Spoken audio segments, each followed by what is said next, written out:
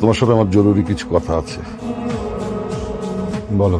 আমি জানি তুমি আমার কথা কখনো অবাধ্য হবে না, এও জানি আমার কখনো যদি দুঃসময় আসে তুই আমার পাশে থাকবি। জি। তাই বাবা হিসেবে আজকে তোকে একটা অনুরোধ করতে চাই। জয়ী তোর ভাইকে ভালোবেসে বিশ্বাস করে আমাদের বাড়িতে এসেছে। ও আমাকে, তোর মাকে অসম্ভব রকমের সম্মান করে। ও খুব একা হয়ে গেছে রে। ওই বিষয়গুলি আমি আর নিতে পারছি না। তাই বাবা হিসেবে আমি একটা দায়িত্ব পালন করতে চাই। তুই আমাকে কথা দে, তুই ওকে বিয়ে করবি। কি বলছো এইসব? তোমার কি মাথা ঠিক আছে? তুমি চুপ কর, আমি ওর সাথে কথা বলছি। বাবা, উনি আমার ভাইয়ের ওয়াইফ।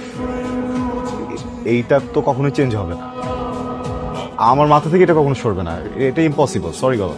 আমি শুধু তোর কাছে জানতে চাচ্ছি তুই রাজি আছিস কিনা। আমি বললাম তো, মানে তুমি বলো না, মানে এটা ইম্পসিবল, কখনোই সম্ভব না। তাহলে শোন, তুই যদি রাজি না হোস আমি জয়ীকে নিয়ে এই বাড়ি থেকে চলে যাব।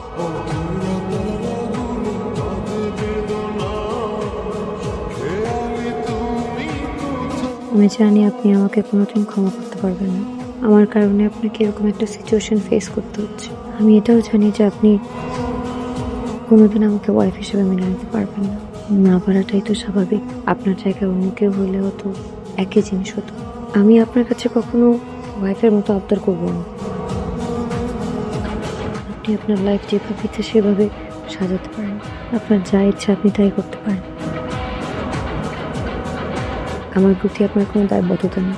আমিও সরি। আসলে এমন একটা সিচুয়েশন পুরো পরিবারের উপর থেকে রিসেন্টলি যা গেল, এরপরে আমি আমার বাবার সাথে ফাইট করতে পারিনি। আমি একটা মেয়েকে অনেক ভালোবাসি, রমি। রমি আমাকে অনেক ভালোবাসে। আমার জীবনে একটা মানুষ থাকার পরেও আমি অন্য আরেকটা মানুষকে বিয়ে করেছি।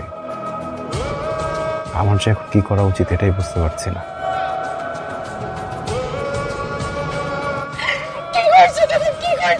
বিয়ে করে ফেলছো? সিরিয়াসলি বিয়ে করছো তুমি? আমার এখন কি হবে? আমি বাসায় কি বলবো? বিয়ে কেন করছো? বিয়েটা আমরা খুব ইচ্ছে করে করিনি। সিচুয়েশনটা এমন ছিল, আমাদের কিছু বলার ছিল না। বাবার সাথে অনেক বড় ঝামেলা হয়ে যেত। উনিও আমার সাথে থাকতে চায় না, আমি ওনার সাথে থাকতে চাই না। পুরো বিষয়টা একটা কম্প্রোমাইজ, বুঝছো? এই সম্পর্ক টিকবে না, এখানে কিছুই হবে না। তুমি আমি থেকে যাবো। এটার কোনো নিশ্চয়তা নাই।